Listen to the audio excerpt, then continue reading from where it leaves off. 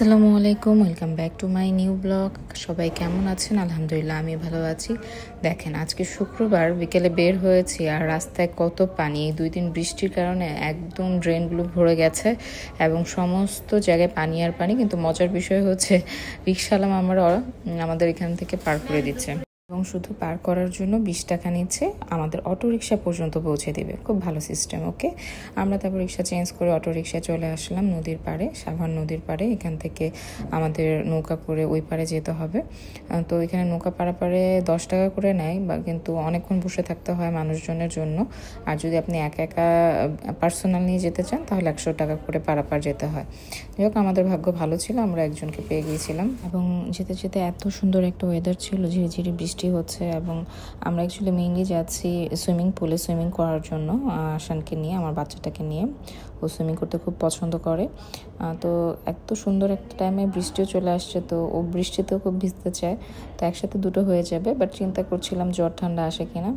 আল্লাহর রহমতে এখন পর্যন্ত ভালো আছে। সবাই আমার ছেলেটার জন্য দোয়া করবেন যেন ও সুস্থ থাকে, এবং সব বাচ্চারা যেন সুস্থ থাকে, সবসময় দোয়া করি। বাচ্চারা অসুস্থ হলে কিন্তু খুব খারাপ লাগে। তো পৃথিবীর সকল বাচ্চারা আসলে সুস্থ থাকুক, ভালো থাকুক, মায়েদের সাথে থাকুক, ভালো মতো খেলাধুলা করুক, এটাই আসলে কামনা। তো এই যে আমাদের নৌকাওয়ালা মামা চালাচ্ছে নৌকা সুন্দর করে, খুবই আস্তে আস্তে। আমরা উপভোগ করছিলাম। আসলে এক কাজে দু কাজ হয়ে গেছে, সুইমিং করতে যাচ্ছি প্লাস আসলে একটা নৌকা রাইডও হয়ে যাচ্ছে।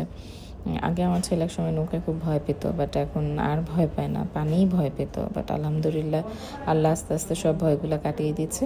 তো আমরা এই জন্য ঘাটে নেমে গেলাম এবং ঢুকেও গেলাম। ঢোকার এন্ট্রেন্সটা খুব সুন্দর। আমার ছেলে তো ওয়াও ওয়াও করতে করতে ঢুকছে, এত বড় ডাইনোসর মামি। ও খুবই হ্যাপি ছিল। এটা ওটা ও মানে জীবন্ত অ্যানিমালস না দেখলেও একটা স্ট্যাচু দেখতে খুব খুশি হয়ে যায়।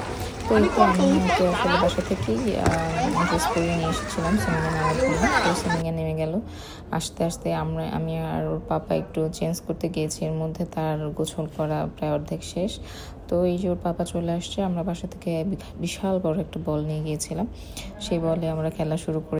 আমি আমার ছেলে বৃষ্টিতে ভিজে ভিজে সুইমিং করে নিয়েছি, ওই ফুটেজটা তোলা হয়নি। তখন ফোনটা আসলে আমি ব্যাগের ভিতরে রেখে এসেছিলাম, বৃষ্টির জন্য আসলে বের করিনি। তো এই তো আমরা সবাই ঘুরছি, ও অনেক এনজয় করতেছে। আমি একটু পানিতে হেঁটে নিলাম। আমার আসলে প্রচণ্ড ঠান্ডা লাগছিল, অনেকক্ষণ বৃষ্টিতে ভেজার কারণে মানে খুব বেশি ঠান্ডা লাগছিল। তো যাই হোক, সিলেট থেকে আসার পর আসলে ওরকম কোথাও ঘুরতে যাওয়া হয় না। সিলেটে তো আমরা আসলে অনেক জায়গায় ঘুরতাম, যখন মন চায় আসলে বের হয়ে যাওয়া, পাহাড়, খাল, নদী। তো ওইসবগুলো আসলে অনেক মিস করি। ওখানে আসান প্রায়ই জাফলং যেত, ভোলাগঞ্জ যেত, পানিতে নেমে যেত। ওখানে ওর ন্যাচারাল সুইমিং পুল ছিল। সো এই জিনিসগুলো ও মিস করে, স্যান্ড, স্টোন, এগুলো দিয়ে ও খেলাধুলা করতো। তো জানি না কতটুকু ওর ভালো লেগেছে, বাট এই যে এখন ও দুষ্টুমি কোনোভাবেই উঠবে না, কোনোভাবেই তাকে ওঠানো যাবে না। তারপরও বলেছি যে আবার নেক্সট টাইম ফ্যামিলির সবাইকে নিয়ে যখন আসবো তখন আবার অনেকক্ষণ গোসল করো। তো যেহেতু আমার এইসব কাজ শেষ করে আমার নিজের স্টাডিজ আছে, স্টাডিজ শেষ করে আবার আম্মু আব্বুর সাথে দেখা করতে যাব, সেটাও একটা রেসপন্সিবিলিটি থাকে। অবশ্য আজকে একটা বিশেষ কারণ আব্বু আম্মুর সাথে দেখা করতে যাব। তো এই যে এখন আমরা গোসলের ওখান থেকে বের হয়ে বাচ্চারা সবাই মিলে ডিয়ারকে খাবার দিচ্ছে। এখানে হর্স ছিল, হর্সটা কিন্তু খুব কিউট, সুন্দর ছিল, মাশাল্লাহ, খুব ভালো লাগছিল হর্সকে। আসার কখনো সামনে থেকে দেখেনি এত কাছাকাছি। তো অনেক এনজয় করতেছিল, খাচ্ছিল, এবং হর্সটা খুবই শান্ত ছিল। মানে ও শুধু খাচ্ছিল, ওর কোনো আর মানে কিছুই নাই জীবনে, মনে হচ্ছে এরকম যদি আমাদের সুখ থাকতো, কোনো টেনশন নাই, কিছু নাই। যাই হোক, ওখানে পিকক ছিল, 3-4টা পিকক ছিল ওখানে। আসলে এমনভাবে এটাকে ঘেরাও করা আমি ক্যাপচার করতে পারিনি ঠিক মতো। এবং এই যে কিছু ডগ ছিল তাদের, তো এগুলো এত নোংরা ছিল, আদর করার মতো অবস্থা ছিল না। যাই হোক, আমাদের ঘোরাফেরা শেষ এবং এখন আমরা বাসায় যাব, বাসায় যেয়ে লাঞ্চ করব।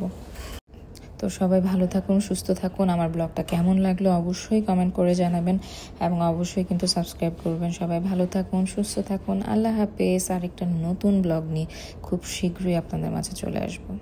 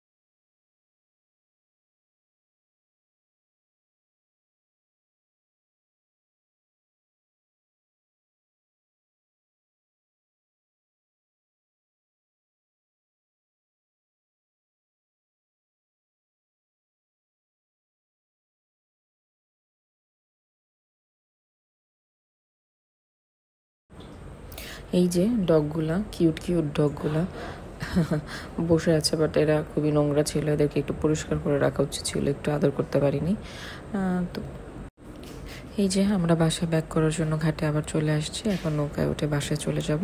তো আজকের ব্লগটা কেমন লাগলো সবাই আমাদেরকে জানাবেন, এবং অবশ্যই অবশ্যই সাবস্ক্রাইব করবেন। সবাই ভালো থাকুন, সুস্থ থাকুন, আল্লাহ হাফেজ।